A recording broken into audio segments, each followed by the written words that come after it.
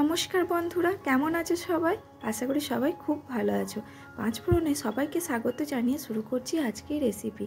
আজকে আমার রেসিপিটি হলো পাঁচমেশালি ঘন্ট।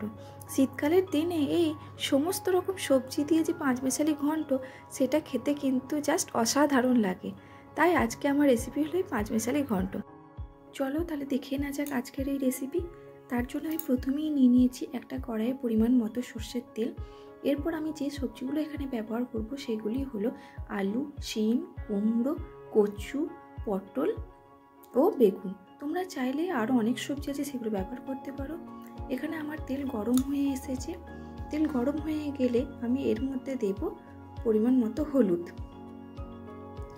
এরপর আমি বেগুনগুলোকে ভালো করে ভেজে নেব।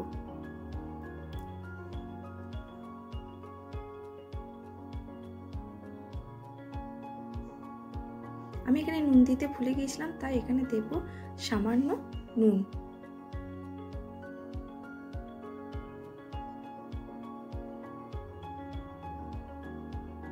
দেখো এখানে আমার বেগুনগুলো সম্পূর্ণ ভাজা হয়ে গেছে। এরপর এটাকে অন্য একটা পাত্রে তুলে রেখে দেব।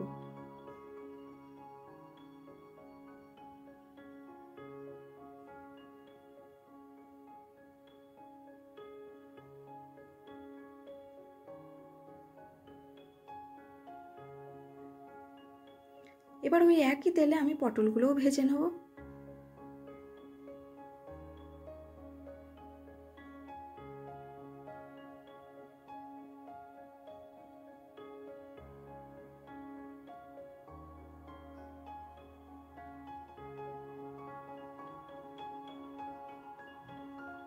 এখানে আমার পটলগুলো ভাজা হয়ে গেছে।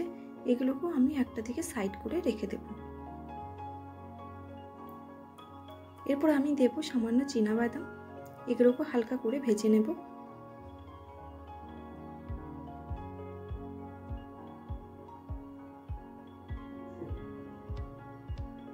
আর পাঁচমেশালি ঘন্টতে বড়ি তো না হলেই চলে না, তাই দেব সামান্য বড়ি। এগুলোকেও একটু ভালো করে ভেজে নেব। এখানে আমার বড়ি ভাজা কমপ্লিট। বড়িগুলোকে একটা সাইডে তুলে রেখে দেব। এবার দিয়ে দেবো আরেকটু তেল। তেল গরম হয়ে এলে দিয়ে দেবো 5 ফোড়ন এবং একটা শুকনো লঙ্কা। ফোড়নটা ভালো করে নাড়িয়ে দেব বাকি সবজিগুলো, যেমন আলু, কচু আর শিম। এখানে আমি কুমড়ো দেবো না, কারণ প্রথম থেকে কুমড়োটা দিলে কুমড়োটা গলে যাবে। এবার সবজিটা ভালো করে নাড়াচাড়া করে নেব। এরপর দেব পরিমাণ মতো হলুদ এবং নুন। আবারও সবজিটাকে খুব ভালো করে নাড়াচাড়া করে নেব এবং 5 মিনিটের জন্য মিডিয়াম আঁচে একটু রান্না করে নেব। আবারও সবজিটা খুব ভালো করে নাড়াচাড়া করে দিয়ে দেব আগে থেকে কেটে রাখা কুমড়ো। আবারও খুব ভালো করে নাড়াচাড়া করে নেব এবং ঢাকনা দিয়ে আরও 5 মিনিট এটাকে রান্না করে নেব। আবার ঢাকনা খুলে খুব ভালো করে নাড়াচাড়া করে নেব এবং দেখো এখানে কতটা পরিমাণ জল বেরিয়েছে। এখানে আমার আলুও খুব ভালো করে সেদ্ধ হয়ে গেছে। এবার দেবো 1 চামচের মতো আদা এবং জিরের পেস্ট আর দেব সামান্য লঙ্কার গুঁড়ো। এবার মশলাটাকে খুব ভালো করে তরকারির সাথে মিশিয়ে নেব, যাতে মশলাটা খুব ভালো করে তরকারির মধ্যে মিশে যায়।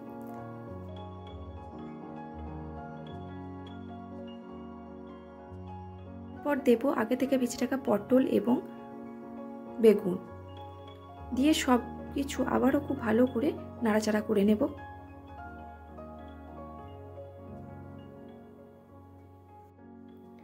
এখানে তরকারিটার মধ্যে আমার অনেকটা জল শুকিয়ে গেছে, তাই দিয়েছি সামান্য জল। এবার ফুটে উঠলে দিয়ে দেবো আগে থেকে ভেজে রাখা বাদাম এবং বড়ি এবং খুব ভালো করে নাড়াচাড়া করে এর মধ্যে দেব চিনি আর দেব সামান্য ভাজা মশলা। এবার খুব ভালো করে নাড়াচাড়া করে নেব। তাহলেই আমাদের সম্পূর্ণ রেডি পাঁচমেশালি ঘন্ট।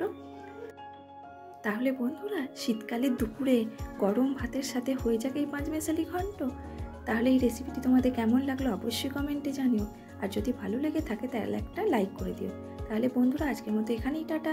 আবার দেখা হবে অন্য কোনো দিন অন্য কোনো নতুন রেসিপি নিয়ে।